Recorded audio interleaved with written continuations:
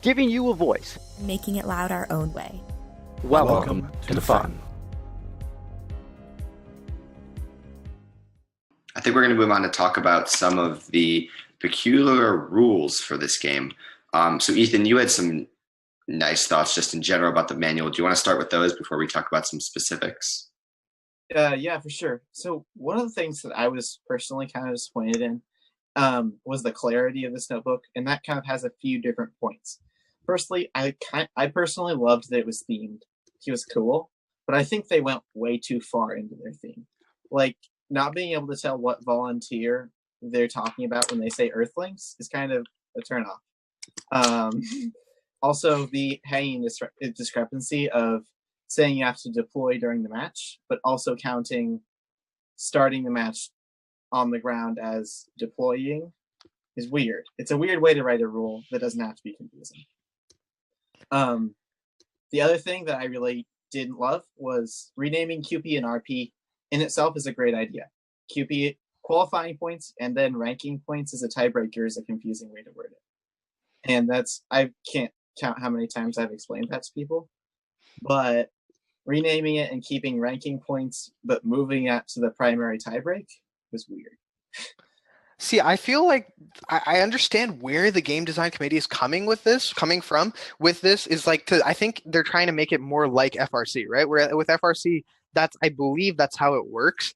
But the thing is, if you're going to change the way it's named, the least you can do is actually change the way it's scored as well, right?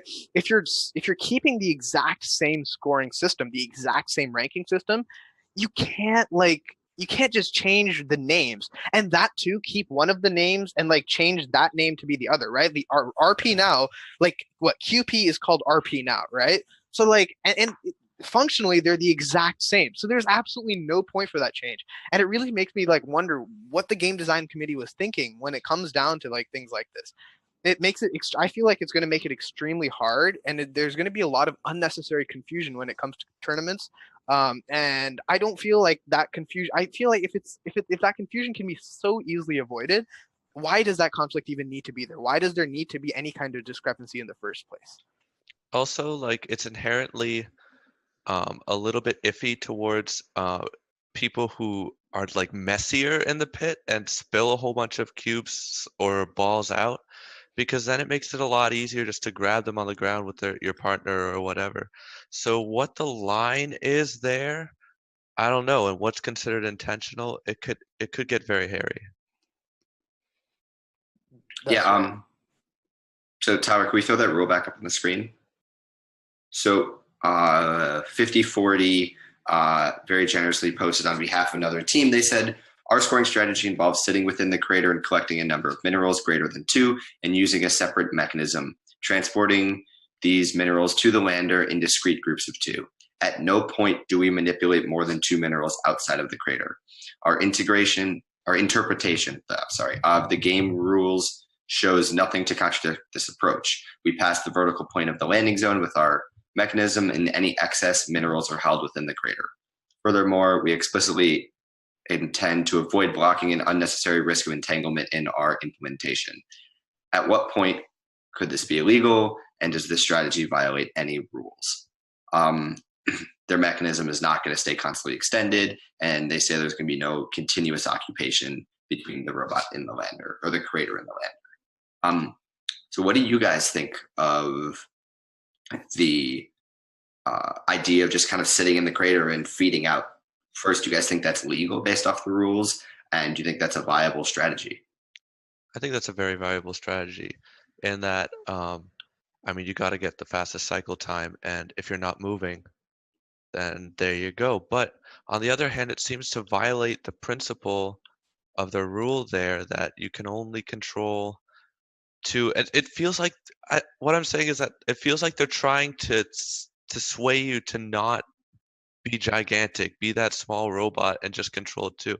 It just feels against what they're saying. But yeah, it doesn't actually break any rules as to what they have worded it. So what the interpretation of that is, I don't know. That's up for them to decide. And the forums are up now, but they haven't said anything yet. Yeah, to me that feels a lot like recycling in Velocity Vortex, where that wasn't against any rules until the forums opened, and then they were like, "Hey, this is actually a big thing you shouldn't do." That was a lot less of a big deal in Velocity Vortex when you waited a week. It's been a month so far, and we don't have an answer to this. So that's kind of it's very frustrating. So that's definitely my main issue with this. Like the game design committee has been so unresponsive. First, they drop a game manual and they drop a game with so many issues, right? I feel like this is one of like the least thought out games that they've like released, in terms of how much room for interpretation there is, which isn't something that should be there in a game manual. But then like they're like compounding the issue by just not responding at all. So I think that they really need to work on being much more responsive and being more active with the community, so that teams have a chance of like not scrapping a month of work. Yeah. I mean, another thing that's inherently I feel like off of just asking for trouble is it's all live scored. So I mean, but what does that gain you? I mean, okay, it's nice that you can have a real-time score, but the cubes don't move after the match. They're still there. So I mean, I guess it's to be more like FRC with like last year's game of having a control of the thing, and the points are being thrown around, and they don't want to review that. So I guess it will make matches faster and stuff, but I don't know. I would be on the side of they're there. It's a clear panel. Count them up after. Be consistent.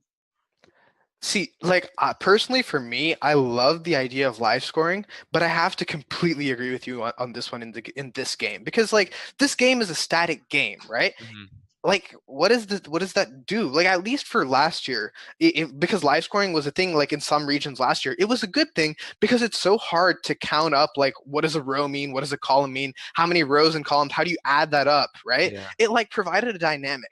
But like in this game, the live scoring is you're just going to see it tick up 2, 2, 2, 2, just like for the entire match, right? Like as balls go in there, or maybe 4 if a team dumps 2 at the same time. Yeah. But like the cost of this, which is having a referee inside the driver's station, I feel is way too great for what they're trying to do. I just don't feel like it's worth it. Just to be completely candid. Yeah, I disagree with you guys.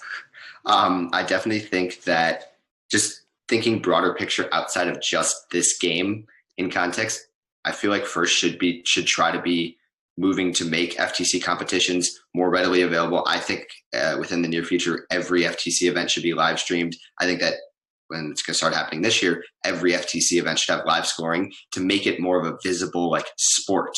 I think live scoring will have a lot of issues at first, but people are going to kind of get a hang of it. People will get to know how to use it. There's been live scoring at Worlds before. My team's off-season event had live scoring, and in my opinion, it was great. We didn't use a single written sheet. We just had iPads for the head ref and then 2 score trackers, and they did all the scoring, and it was just flowing. We were able to get scores out within, 10 to 20 seconds of the game ending. We ended up just releasing them after the next match just to make sure that there were no system issues. But I think live scoring could be great to give us almost on the level of FRC in terms of FTC being a spectator sport and being something to kind of show off. Yeah, I agree with Nathan. I actually like the live scoring because I think it'll be easier for people that are scouting on the teams to watch all 4 teams at once rather than having to like have one person focus on one alliance and the other focus on the second alliance. Yeah, for sure. I think it would be honestly close to impossible to score any tiebreaker points strategically this year, because you can't see what the other alliance is doing without watching every single one, which is a big reason I liked live scoring. But I don't think it should be live scoring is final. There's no other ref decision after that, besides penalties. That's not, by the way, just jumping, that's not how it is in FRC either. There's live scoring, but it's never official until the match has been committed. Yeah. So, I mean, I think from the chat, Ilian brought up a good point, which is that going back to what we're talking about this game, right? Like they probably made the game static, is what he said, because this is the first year that they're doing live scoring. And I think that that's a good point. And I think it's a good foray into the world of into such a new technological change. I think that the game, first FTC as a whole, is learning from the mistake they made in Rescue, which was creating such a complex game and having a very, very drastic hardware change in the same year. So I think that yes, they have to start from somewhere with live scoring. I agree with both your points, Grace and Nathan, about how live scoring, it can be helpful and it will be helpful. And honestly, taking another look at it, I think that this is the proper game to do it because it's relatively simple and it'll be able to they'll be able to progress with it after having sort of a beta run this year. Yeah. There's one more rule I wanted to look at. I don't know if you guys have had a chance to read this yet, but this was a forum ruling that came out today. Tyler, it's the one at the very bottom. It's about the linear actuator kits. So you guys can read what's on the screen. Shashir, Ethan, Peter, I know you guys were all engaged in this conversation. Grace, I don't know if you want to read it quick and chime in. What do you guys think this really means? It seems like I just don't understand what they're saying. There's a lot of confusion over whether all kits that provide parts with more than 1 degree of freedom are illegal, or just kits that have rotational motion and XY motion, so being like a screw of sorts. What's going on here? Do you guys have any insight? Yeah, so I'll jump in.